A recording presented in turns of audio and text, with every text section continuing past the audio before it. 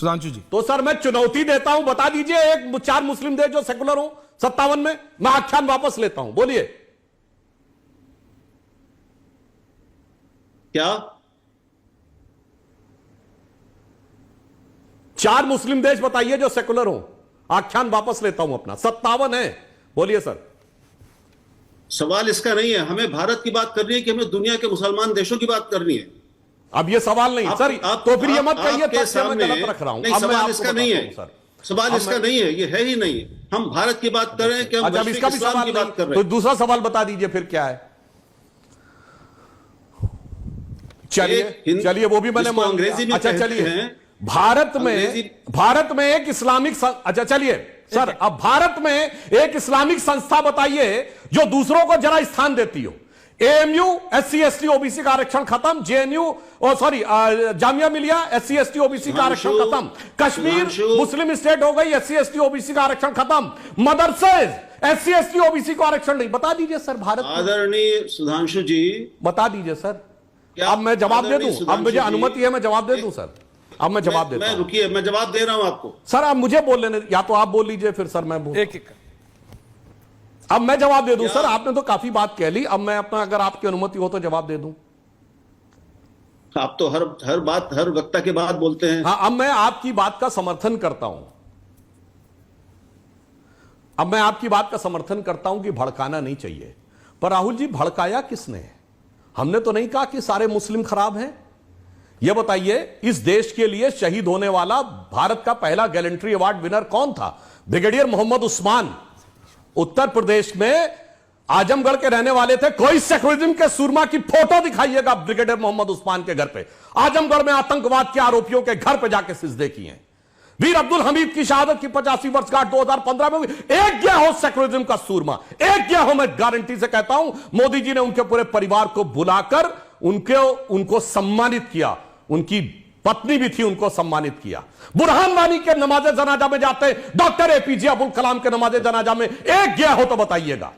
याकूब मेनन के लिए ही सलमान खुर्शीद ने बोला था, इन्होंने अफजल गुरु के लिए बोला, कहते अफजल हम शर्मिंदा है, तेरे कातिल जिंदा है। कौन है कातिल? यूपीए की सरकार या सुप्रीम कोर्ट या राष्ट्रपति? बताइए उनमें से। डॉक्टर कलाम के कलाम मेमोरियल पे कोई एक गया हो तो बताइए, एक फोटो हो गया हो तो दिखाइएगा। और यह बताइए, इस देश में तो अमीर खुसरो भी हुए, जिन्होंने कहा छाप तिलक सब छीनी तो से नैना मिलाए के। अब्दुल रहीम खान खाना हुए, रस खान हुए, जिन्होंने कहा मानो इतना बड़ा कृष्ण भक्त कवि, एक बार कभी उसका नाम लिया गया हो तो बताइए। और मैं कहना चाहता हूं, गंगा जमुनी तहजीब वर्ड कहां से आया है? दारा शिकोह जो औरंगजेब का बड़ा भाई था, जिसने किताब लिखी मंजुमल बहरीन, यानी 2 समुद्रों का मिलन। उसने इस्लाम और हिंदू धर्म के बीच में एक सामंजस्य छोड़ा। कोई शाहजहां दारा शिकोह की जयंती नहीं मनाता, उसके सर काट के जेल में बंद अपने बाप को देने वाले औरंगजेब के साथ खड़े होते हैं। जब हमने उसकी बदली थी सड़क, तो आ गए थे छाती पीटने के लिए। आपने बिल्कुल सही कहा, भड़काकर अच्छे और सच्चे मुसलमानों के साथ कभी मत खड़े हो, अपराधी और आतंकवादी के साथ खड़े हो। डॉक्टर कलाम से बड़ा साइंसदान पिछले 200-300 सालों में इस्लाम में नहीं हुआ, मगर वो जैसे ही आ गए वो उसके साथ हो गए। बताइए, वो भाजपा ही हो गए। अब बताइए, आज की डेट में मैं मुल्ला मौलवी इराम जो उलेमा और इकराम की बात नहीं कर रहा हूं, पर पॉलिटिकल क्लास में हमारे केरल के गवर्नर आरिफ मोहम्मद खान साहब से बड़ा आलिम फाजिल मुसलमान हो तो बताइए, उसके साथ नहीं खड़ा होना है। हमें किसके साथ खड़ा होना है? कौन भड़काता है? जाकिर नायक शांति का मसीहा है, इसरत जहां बेटी है, याकूब मेनन की जुडिशियल किलिंग हुई है, अफजल हालात का मारा है, बुरहान वानी भटका हुआ नौजवान है, और जो 26/11 हुआ वो RSS की करतूत था। 93 के मुंबई के ब्लास्ट, वो बाबरी मस्जिद की प्रतिक्रिया थी। आपने बिल्कुल सही कहा, इन लोगों ने भड़का कर आज पूरे मुस्लिम समाज को अपराधियों और आतंकवादियों के साथ जोड़ दिया है। हम उत्तर प्रदेश के रहने वाले हैं, इसी उत्तर प्रदेश की पहचान अब्दुल रहीम खान खाना भी है, इसी की पहचान रस खान भी है, इसी की पहचान मलिक मोहम्मद जायसी है। पर यूपी में मुसलमानों का पहचान क्या बना? अबू सलेम, छोटा शकील, मुख्तार अंसारी, अतीक अहमद। बिल्कुल सही कहा है राहुल देव जी ने, इन लोगों ने 70 साल में मुसलमानों को वहां ले जाके खड़ा किया है, देश का तो नुकसान किया ही क्या।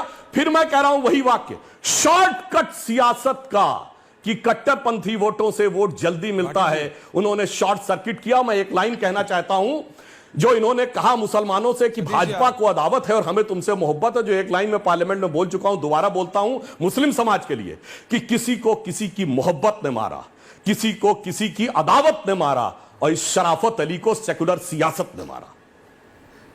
भाटी जी आ रहा हूं, लेकिन पहले जरा सतीश जी कुछ कहना चाह रहे थे बीच में। Rahul ji also wanted to come in. I am coming आ रहा हूं सर, एक एक करके सबके पास। Satish ji first you sir.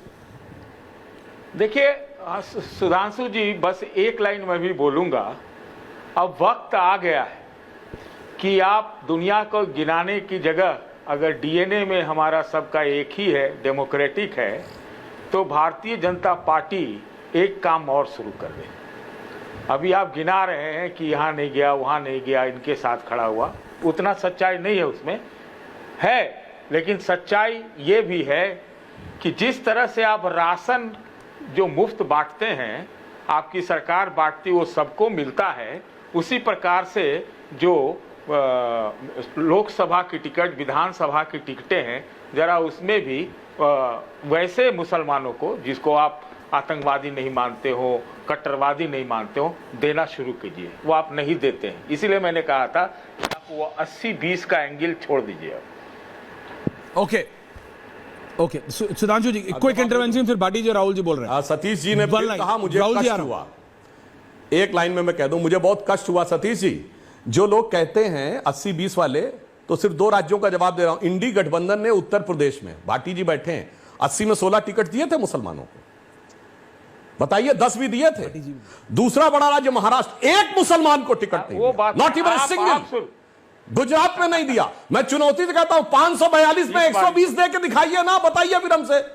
बड़ा गजब है साहब। तो माने अगर ये कोई भी करता है तो गलत करता है ना, एक वोट नहीं दिया, कोई भी करता है तो गलत अरे तो सर यही तो मैं कह रहा हूं, तो आप कहिए तो सर। अब पूरी बात सुनिए, मैं तो आपके बीच में नहीं बोला था, मैंने तो आपके बीच में नहीं बोला था, भाटी जी आ रहा हूं। मैंने सिर्फ एक्सपोज कर दिया कि जो लोग ये कहते हैं वो। और मैं एक और बात मैं गंभीरता से मुसलमानों के लिए कहना चाहता हूं, कल्चरल डीएनए बदलने से जानते क्या होता है? भाटी जी ऑल्सो, जिस दिन यहां पर कट्टरपंथियों का राज हो जाएगा, उस दिन आप शाहरुख खान, सलमान खान भूल जाइए, मौसीकी खत्म, मोहम्मद रफी को भूल जाइए।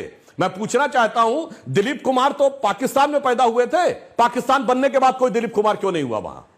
मैं पूछना चाहता हूं, नूरजहां यहां पे थी, बुलबुले हिंद कहलाती थी, डिवीजन के बाद पाकिस्तान गई, मल्लिकाए तरन्नुम हुई, कोई हुआ उसके बाद? कलाकार, फनकार सारे के सारे यही होते हैं, क्योंकि यहां का डीएनए हिंदू है, तो पलने पोसने का मौका मिलता है। जहां कट्टरपंथी डीएनए आ जाता है, सब कट पिट के बराबर हो जाते हैं। पाकिस्तान का कोई कलाकार, फनकार बताइए आज, जो हमारे मुस्लिम कलाकारों, फनकारों के बराबर की इज्जत पाता हो दुनिया में।